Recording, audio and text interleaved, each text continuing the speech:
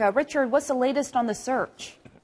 Well, the search is now being very much concentrated in the Gulf of Thailand, round about this area in the South China Sea, just between Malaysia and Vietnam, more on the Vietnam side, after there are reports that a sheen of oil had been seen from the water and that debris had been seen. Now, this is what one would expect to see, of course, in these situations if the plane did crash and went into the water. And now ships and air and sea rescue from both Vietnam and Malaysia, and Singapore's also involved. China will also get involved. The US forces that are in their area could be involved too. Everybody will be in a coordinated attack, an attempt to try and find exactly where this aircraft is in the water. Now, Richard, let's talk a little bit more about that co-pilot of the plane, Farik Hamid. You actually sat in the cockpit of a similar aircraft just a few days ago. What can you tell us about Hamid? Well, you know, it's not easy to discuss this, obviously, if you bear in mind that he was the man who was flying or was on the cockpit at the time. And we also believe it might have been the same captain that was on board. We were filming, had authorised filming for CNN Business Traveller. We were on the cockpit. The co-pilot, the first officer, to be more correct, the first officer was an experienced first officer with about 2,500 hours of flying.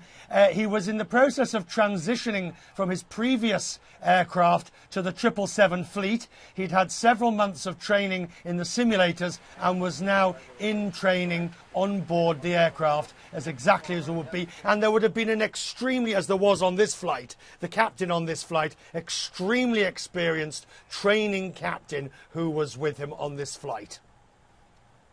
The most dangerous parts of flying typically are takeoff and landing. This flight in particular disappeared about a third of the way into a 6-hour flight. It's supposed to be a safe time. Is there any indication, or I know it's speculative at this point, but that clear air turbulence might have played a role here? No, none whatsoever. And I would be absolutely astonished if any form of weather was involved in this incident. I'll tell you why.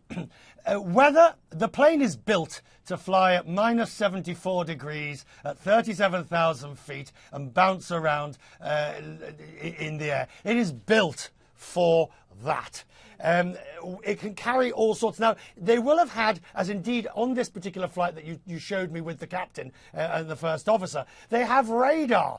In fact, they can see on the radar, it's either red or amber. They can see and they fly round bad weather. In fact, on the flight that we took with the first officer and the captain, we could see the cumulus clouds ahead that they had to go round because of bad weather. Now, that's one aspect of it. The second aspect of weather is that weather itself does not bring down planes.